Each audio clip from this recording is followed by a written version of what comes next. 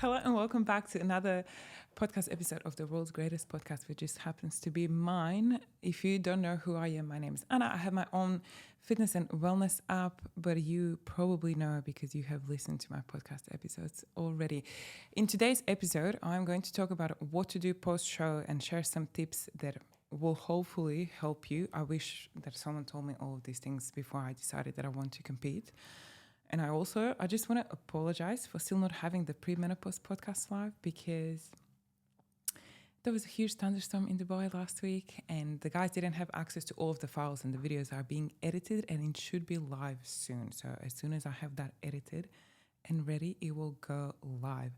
But to get back to today's episode, we will talk about the comp prep and what to do post-comp and should you compete in the first place.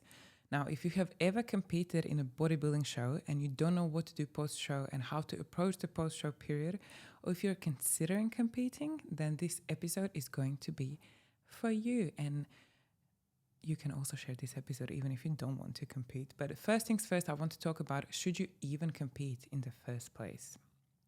I see a lot of women, they want to compete, but let's talk about this. So very often I see clients wanting to compete, but they maybe don't understand what it takes to compete and to step on the stage and to have a successful comp prep, because this is not easy. I'll tell you that for free. If you're considering competing, here are a few things that I want you to keep in mind. And remember, this is just genuine advice from me, from someone who has been through everything. It is not healthy.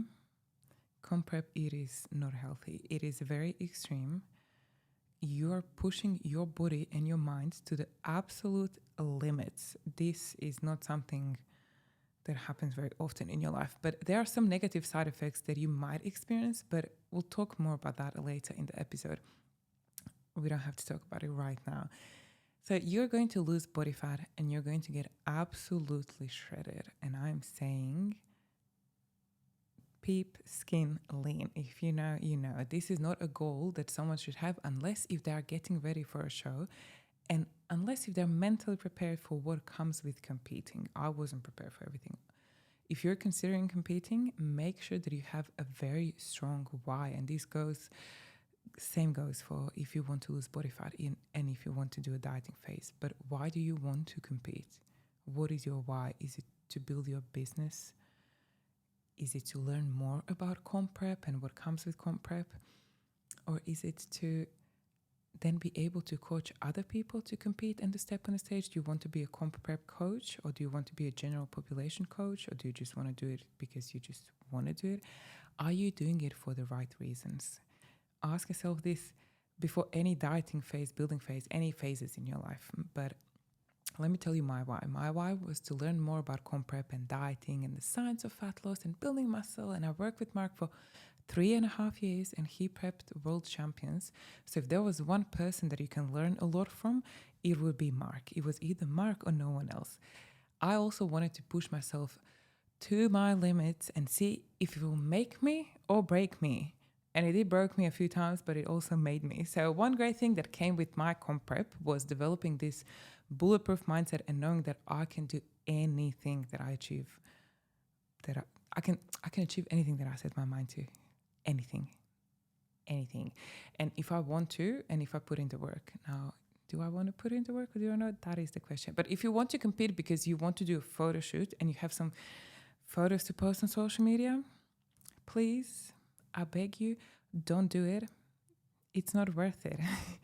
It is definitely not worth it. It's not the right enough reason to why you should compete. If you want photos, if you want to put the bikini on, your tan, no, not the right reason. But if you do decide to compete, I would assume that you have spent at least 3 years with a focus on building muscle, at least 3 years, maybe even 5. And that you have spent quite a lot of time eating in a calorie surplus, and that you have a very good foundation of muscle, and that you have a very good relationship with food and relationship with yourself. But the more time that you spend out of a calorie deficit, the better. You want to know why? Because you will be able to maintain your body weight on a higher amount of calories. You will be able to diet and to lose body fat eating more calories than you would in comparison if you lived majority of the last few months or even years in a calorie deficit and not eating enough and not having enough muscle, or maintaining your body weight on something super low, such as 1,200 calories, 1,000, even 1,600 calories, that is low. You need to eat more. But start by spending a lot of time in a surplus and focus on building muscle first. Build that foundation. It's like building a house. Then make sure that you have a very great coach and someone who has either competed themselves and has been through this themselves, or someone who has prepped a lot of clients and someone who is very well educated about comp prep, because a normal dieting phase and a comp prep, they're two different things. And I will say this one more time. Make sure that you are doing this for the right reasons. I'll say it again. Make sure that you're doing it for the right reasons. If you have ever competed in a bodybuilding show and you don't know what to do post-show and how to approach the post-show period, or if you're considering competing, then you are going to love this episode. Let's talk about the comp prep first. Let's say, okay, you have decided that you want to compete and you have a clear goal and you have your set date and your place in time, and you're working very hard towards that specific goal, which is to step on stage. You're counting your calories and your macros, you're weighing your food and everything that comes with comp prep. You're doing your cardio, you're getting in your training sessions, you're focusing on your sleep and your recovery. You're going to bed early, you're waking up early, you're getting your weekly deep tissue massage and doing everything that you need to be doing. You're doing everything right, and you're also doing your best to manage your stress, because stress management is a huge thing. And then you lose body fat, and then you get absolutely shredded.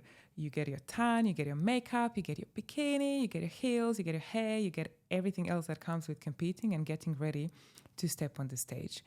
Now you're all excited, leading up to show day. Show day comes, you step on the stage, you get your placings, you do your photo shoots, everything slowly calms down, and you now don't know which direction to go and what to do post-show.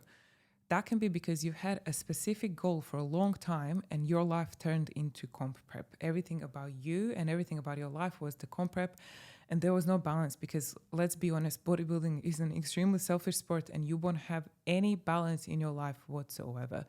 Your full focus will be on your comp prep and you will live and breathe bodybuilding. If you are doing it rightly, that is, not many people do it rightly. So you competed, the show day is now the thing of the past, and you wake up in the morning after the show, and this is where the feeling of anxiety kicks in, or it can kick in. What am I doing next? What should I do? Did I sleep well? What am I doing with my life? Where is my coach? What am I supposed to eat today? How many calories am I supposed to eat today? Is my physique going to change? Am I going to gain weight? Am I going to gain body fat? Do I do another photo shoot? Do I eat more food? Do I reverse diet? Do I jump straight back to my maintenance calories? What do I do with my training and my life? You are going to ask yourself millions and millions of questions, but something that happens very often is that you get emotionally attached to your physique and you can feel like everything about you is the way that you look. This can also happen just in a normal life. You don't have to compete to feel this way. And if you're a personal trainer, you will most probably experience this, but there are ways to change this. It will take a lot of work on your mindset, but it's not impossible. I think it's often the social media pressure or the outside pressure that we feel. Comp prep is so hard because you could compete and everything can be fine, but you could also compete and then experience things such as binge eating, emotional eating, body dysmorphia. You could lose your hair. You could lose your menstrual cycle. It happens to many people. And so much more. Like, there are a lot of negative things that comes with dieting to that extreme. But hopefully praying that you don't experience any of that. I am honestly finding it a little bit hard to say what to do exactly, because different methods work for different people and everyone has a different experience with bodybuilding. Some people have a very positive experience. Some people don't. But what worked for me and what helped me to transition from the very bodybuilder mindset, chicken, rice, and broccoli, to a more of a normal day person who has a fitness business and loves to train hard mindset, was surprisingly doing more things that had nothing to do with lifting weights and nothing to do with what I used to do for many years. And one of those things is running. Now, I used to train handball when I was younger, when I was a young lady, and we would run for 60 minutes each session. And I was so fit. And then I stopped running and I focused on lifting weights and lifting weights only. That was my life. And it was almost like there's nothing more to life than to lift weights. I mean, it was a very, very weird place to be in mentally, if I'm being honest with you. So I picked up running and I'm really enjoying it. I really am. And I'm not a huge runner, but I did go for my longest ever run on Saturday evening, which was 6.22 kilometers. Yes, I'm counting each meter. I am. Always will. Running helped me massively. And also setting up new goals and not having any physique specific goals. I don't care if I have more body fat, less body fat. I just want to be fit and strong. Now, recently, I have reached out to Sebastian Orb, who is also known as Australian strength coach, and we have started working together on my strength. This lady is about to get super strong. And I always say, invest in yourself and always learn from people who know more than you do. I did this almost since day one. If you could take any advice from me, what to do and how to manage post-comp, it would be something like this. And this is in no particular order. It's just whatever comes to my mind. Make sure that you have a post-comp goal. Okay, what are you doing the first week after the comp? Are you choosing to reverse diet, or are you going to jump back to your maintenance calories and start building, or do you just want to maintain your weight for a while? And when I say maintain, I don't mean maintain stage weight, because that's very unhealthy, okay? You do not want to maintain any level of shredness. Maintaining a normal body weight, healthy amount of weight, maybe 3 to 4 kilograms above your stage weight. Still working with a coach. Post-show is not the right time for you to stop working with your coach and to do everything on your own. It can be really hard. It can be really, really hard. It can really mentally challenge you. But you need to have those conversations with people who have either coached other clients and they understand what you're going through right now, or who have competed themselves and they know how it feels to step onto the stage and potentially feel lost post-show. I think this happens quite often. Now, do you want to track your calories or do you want to eat intuitively? Which one is it? Honestly, it will depend on you. What works best for you and your mindset. I was very used to tracking everything for such a long time that I ended up being in this mindset of not wanting to go out for a meal with my friends because I didn't know how many calories will be in that meal. And as soon as I noticed that pattern, I stopped tracking. But the moral of the story here is do what feels best for you. Do what feels best for you. If you want to stop tracking your calories and macros, but you feel like you need to have that control over your calories, what I always recommend my clients is to have 1 untracked meal, then have 2 untracked meals, then maybe have 3 untracked meals, then maybe have a full day of untracked meals, and so on until you slowly transition to eating intuitively and mindfully. And this is also a process. It is a process, especially if you've been used to tracking everything for a long time. I will also mention that if you're struggling with binge or emotional eating, that you're welcome to either reach out to me at any time and I can point you in the right direction and reach out to a therapist who specializes in eating disorders. You are also most welcome to listen to the podcast episode that I filmed with Dr. Ross. And we talked a lot about eating behaviors and body dysmorphia. Training wise, if I was you, I would set myself up some new training goals, and maybe they don't necessarily need to be physique goals or even weightlifting goals. You can pick up on other things such as cycling or running or even swimming or anything that you enjoy. Literally do something that you enjoy doing. For me, I loved cycling and I love running. Who am I? Then set yourself up some performance specific goals. Maybe work towards 100 kilo squat or 120 kilo squat. Why not? You can do it. I believe in you. Or 150 kilo hip thrust or 200 kilo hip thrust. Why not? Having specific performance goals is going to be so good for both your body and your mind. And I remember a few years ago when I was in a building phase and Mark and I did a 16 weeks phase where I was focusing on building strength and we trained for my 1 rep max and I managed to squat 120 kilos. And I felt like an absolute weapon. It was 100% one of the best things that I did for my mindset when it comes to training. Now, nutrition, if you want to track, you can track. If you want to eat intuitively, you can eat intuitively. You have been tracking your calories and macros for a long enough time to know how many calories are in each foods that you are consuming. Training, most definitely set yourself up some performance goals and work towards them. Maybe change your training style a little bit. Maybe maybe just make a change. Maybe incorporate some running, maybe spend some more time in the nature, maybe just go off social media for a week and don't consume anyone's content. That is also very refreshing to do. But let's talk about socializing and returning back to normality after you've competed. This can also be very hard because you have spent a lot of time just focusing on the comp prep. Some people struggle with going back to that normality and socializing, and especially if you're an introvert and you don't like to go out too much, this can be a bit of a problem for you. But again, it's something that you and we can all work on. I know, I just love to be at home. I don't really like to go out, I like being on my own. But everything can change when we change our mindset. Always remember that everything starts here, every single thing. Going out with your loved ones and controlling your calorie intake and also enjoying your life. There are many ways to go around this, many, many ways. And you need to find what works best for you, because what works best for me may not work best for you.